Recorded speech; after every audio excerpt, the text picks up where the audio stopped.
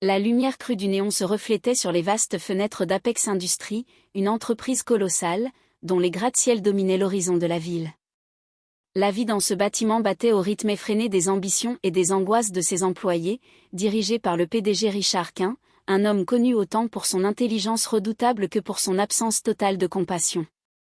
Richard Quint n'était pas simplement un dirigeant exigeant.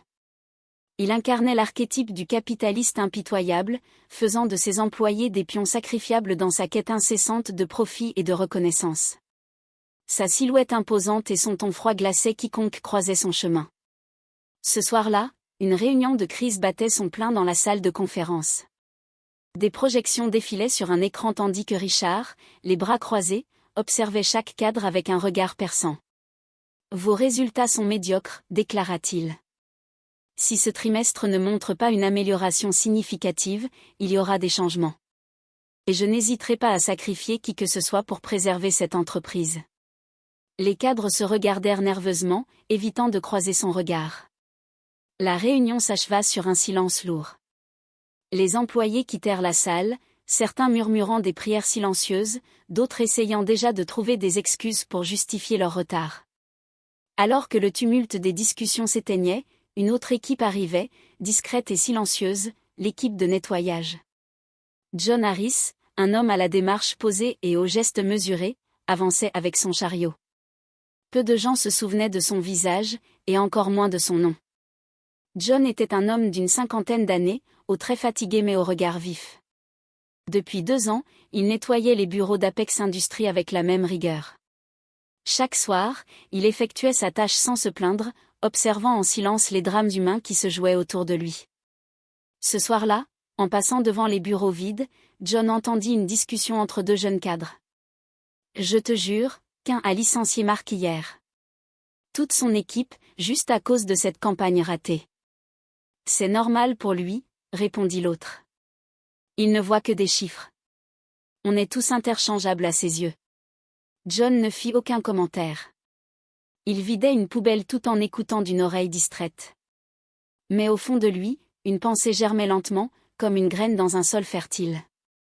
Les jours suivants, le stress monta d'un cran au sein de l'entreprise. Richard Quint, insatisfait des progrès, commença à instaurer des règles encore plus strictes. Les employés dormaient à peine, travaillaient jusqu'à l'épuisement, et les bureaux ressemblaient à un champ de bataille où chacun luttait pour sa survie. Pendant ce temps, John Harris continuait son travail. Chaque soir, il nettoyait les bureaux, vidait les corbeilles et balayait les miettes laissées par des repas pris à la hâte. Mais quelque chose changeait en lui. Il observait plus attentivement. Il prenait des notes mentales. Un soir, alors qu'il nettoyait la salle des serveurs, il remarqua que la porte du bureau de Richard était entr'ouverte. À l'intérieur, Richard était au téléphone, sa voix froide résonnant dans le couloir. « Je ne tolérerai aucune excuse, » dit-il. « Si cet accord n'est pas conclu demain, vous pouvez considérer que votre carrière est terminée. » John écoutait, impassible. Mais dans ses yeux, un éclat inhabituel brillait. Cette nuit-là, John quitta Apex Industries avec une résolution nouvelle. Ce qu'il avait vu et entendu au cours des derniers mois lui avait révélé la véritable nature de Richard Quint et de son empire. Apex Industries n'était pas simplement une entreprise en quête de profit, mais une machine impitoyable broyant les âmes de ceux qui y travaillaient. John Harris n'avait pas toujours été un simple employé de nettoyage. Dans une autre vie, il avait été ingénieur en cybersécurité. Sa carrière avait pris fin brutalement lorsqu'un ancien employeur avait, comme Richard Quint, sacrifié son équipe pour couvrir une erreur coûteuse. Depuis, John avait opté pour une vie discrète, loin des projecteurs et des responsabilités écrasantes. Mais cette nuit-là, alors qu'il traversait les rues désertes de la ville, il savait qu'il ne pouvait plus rester passif.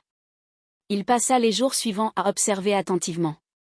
Chaque soir, après son travail, il rentrait dans son petit appartement, où il avait conservé une vieille station informatique. Il commença à collecter des informations. Les mots de passe laissés négligemment sur des post-it, les discussions entendues à la dérobée, les journaux de bord des serveurs qu'il nettoyait, tout cela devint pour lui une mine d'or. John découvrit rapidement que Richard Quint n'était pas seulement impitoyable, il était corrompu. De faux rapports financiers, des pots de vin versés à des régulateurs, et des campagnes de désinformation pour détruire des concurrents faisaient partie de son arsenal. Astérisque astérisque le plan prend forme astérisque astérisque. John savait qu'il ne pouvait pas agir seul. Il commença à entrer en contact avec des employés qui, comme lui, avaient été écrasés par le système. Il approcha Sarah Lynn, une analyste brillante mais épuisée par les heures interminables et les brimades de Richard. Ensuite, il parla à Marco Alvarez, un ancien chef de projet, licencié injustement après un échec orchestré par son supérieur. « Vous voulez vraiment changer les choses ?» leur demanda John un soir, dans un café discret. Sarah hésita. « Et si ça échoue ? Il nous détruira. » « Il nous a déjà détruits, » répondit Marco d'une voix amère. « Je suis partant. » Peu à peu, John forma une petite équipe. Chacun avait des compétences précieuses. Sarah connaissait les rouages internes de l'entreprise, Marco savait naviguer dans les systèmes informatiques, et John coordonnait leurs efforts avec une précision froide. Astérisque astérisque l'assaut numérique astérisque astérisque. Le plan se déroula sur plusieurs semaines. La première étape consistait à infiltrer les systèmes informatiques d'Apex. Grâce à ses compétences en cybersécurité, John créa une porte dérobée dans le réseau de l'entreprise.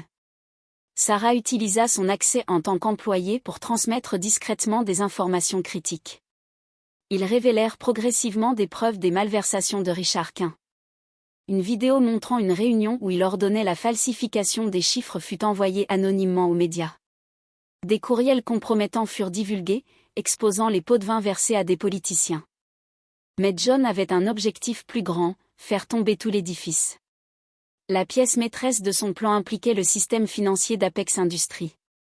John et son équipe développèrent un programme capable de rediriger les fonds illégalement acquis vers des organisations caritatives. Le programme serait déclenché au moment où Richard Quint signerait son prochain contrat majeur. Astérisque astérisque la confrontation finale astérisque astérisque. Le jour fatidique arriva. Richard Quint, ignorant que le piège était en place, se rendit dans la salle de conférence pour signer un contrat de plusieurs millions avec un partenaire international. Tout semblait se dérouler normalement, mais lorsqu'il apposa sa signature numérique, le système se bloqua. Sur l'écran principal de la salle de conférence, un message apparut. Astérisque astérisque, chaque empire construit sur la souffrance finit par s'effondrer.